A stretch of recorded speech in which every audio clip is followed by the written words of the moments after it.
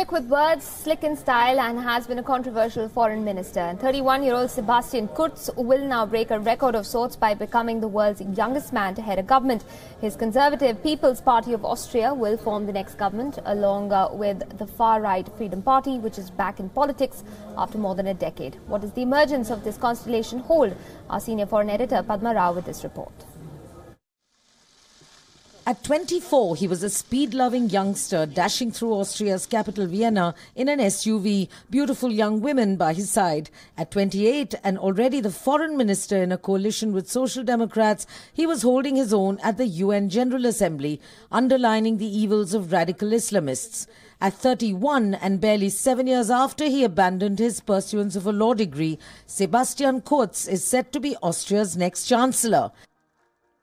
And sharing the government with his Conservative People's Party will be the far-right Freedom Party of Austria, the very constellation that Kurz stole his tirade against refugees from, a key formula that helped him win the October election. Moreover, Canadian PM Justin Trudeau, Austria has just elected the youngest head of government in the world.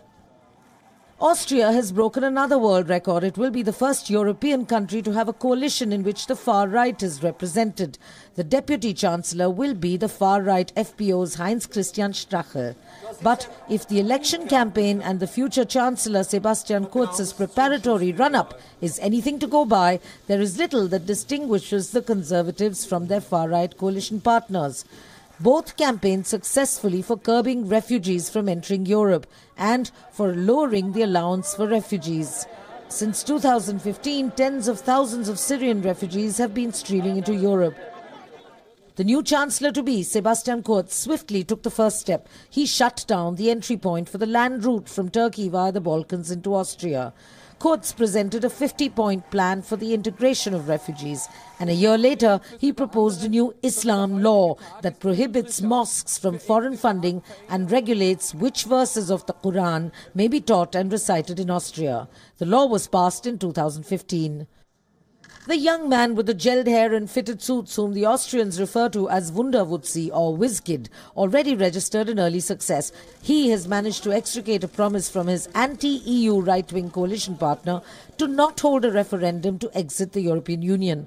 But even as Foreign Minister Sebastian Kurz had managed to attract attention. In early 2014, he had hosted several rounds of negotiations on the Iran nuclear deal, reaffirming Austria's position as an ideal and neutral venue for dialogue. The deal, or the Joint Comprehensive Plan of Action, was signed by Iran, the P5 of the Security Council and the European Union. Some months later, the energetic young man hosted another meeting of 30 foreign ministers, including his Russian and Ukrainian counterparts, to negotiate a solution to the Ukraine crisis. But Austria was the country of Adolf Hitler's birth. Its outgoing Social Democrat government has deep roots in especially Austrian cities. Its media too has been traditionally left-leaning. Subsequently, Sebastian Kurz's decision to join hands with the far right has unleashed gloom and pessimism in most commentators. But they may be in for a few surprises. Under him, Sebastian Kurz's Conservative People's Party has undergone a complete overhaul, right down to the party colour black, which Kurz swapped for a more vibrant turquoise. Kurz has promised tax cuts up to 14 billion euros. He has also promised to stand for, quote, freedom, individual responsibility and solidarity, unquote. In other words, for less governance and more business. And that, in today's protectionist world, may not be such a bad thing for the tiny alpine country's economy, which has traditionally been overshadowed by its big brother, neighbour and the European Union's biggest superpower, Germany. Padma Rao, WION.